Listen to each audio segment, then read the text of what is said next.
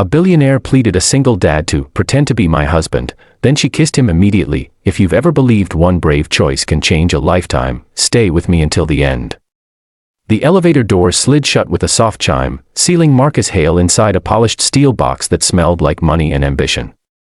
He adjusted the strap of his worn backpack, thinking only of getting home to his daughter before bedtime. Then the woman beside him turned, eyes shining like she was standing on the edge of a cliff. Please, she whispered. Pretend to be my husband. Before Marcus could ask a single question, she grabbed his jacket and kissed him. The elevator cameras blinked red, and somewhere above them, a billionaire's carefully built world began to crack. Marcus Hale was not a man used to surprises. His life revolved around schedules, school drop-offs, late shifts at the community center, reheated dinners eaten beside his 8-year-old daughter, Lily. Since his wife passed away 3 years ago, routine was how he survived. So when the woman kissed him in the elevator of the glass tower downtown, his brain froze. She tasted like peppermint and panic. The doors opened to a stunned silence. A line of executives stared. Phones paused mid-scroll. Whispers ignited like sparks. The woman stepped back, straightened her blazer, and smiled with practiced calm. Thank you, darling, she said loudly. I'll see you at home. Then she was gone, heels clicking, shoulders squared, leaving Marcus alone with a dozen shocked faces and a lipstick mark on his mouth. Sir, a security guard asked cautiously. Miss Evelyn Cross is waiting for you in the executive lounge. Marcus wiped his mouth, heart racing. Evelyn Cross. The name echoed.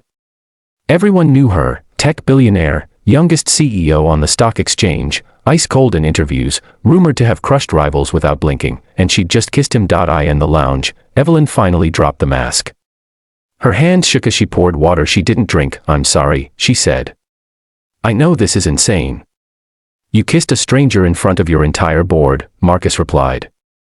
I think insane passed 10 floors ago. She laughed once, sharp, brittle. They were about to vote me out. That stopped him. My investors, she continued.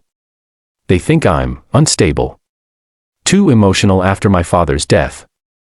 They wanted proof I'm grounded. Family-oriented. Safe. Marcus crossed his arms. So you grabbed the nearest man.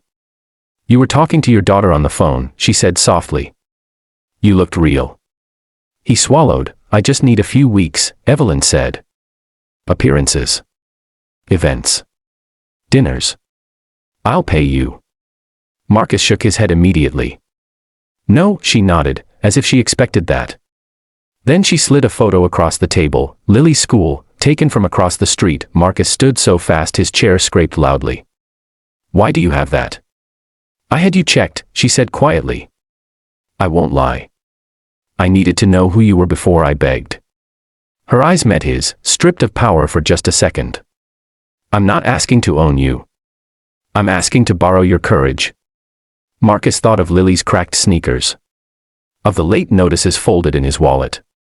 Of the way she pretended not to hear him counting bills at night. What exactly do you need? He asked. Evelyn exhaled, relief flooding her face. My husband. That night, Marcus tucked Lily into bed with a story about knights and brave queens.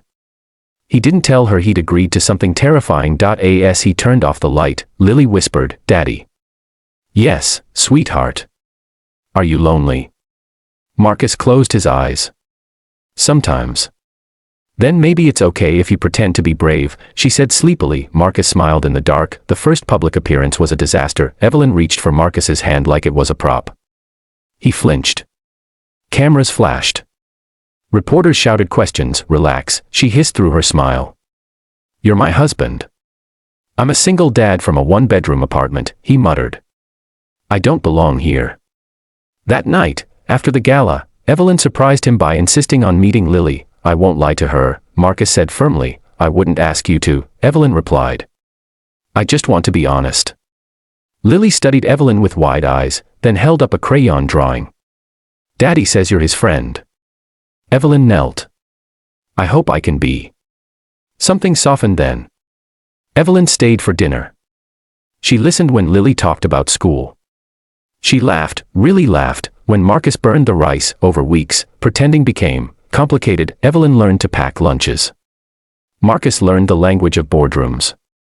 They fought, about nothing and everything, but always came back to the same fragile truce, until the night Marcus overheard a board member sneer, "Once the act is done, she'll drop him like the rest."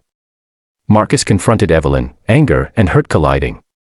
"Was I ever more than a shield?" She went quiet. "I never planned to fall," she admitted.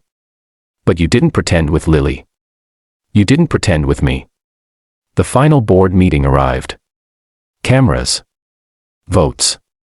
Power on the line. Evelyn stood alone at the podium. "I won't prove my worth with a marriage," she said steadily. "I'll prove it with integrity." The room buzzed. Investors whispered. Then Marcus stood beside her. "I'm not her husband," he said clearly. "I'm a single dad who chose honesty over comfort." Silence. The vote passed. Outside, rain fell. Evelyn laughed through tears. "We're free." Marcus smiled sadly. "Then this is goodbye." She stepped closer. "Is it?"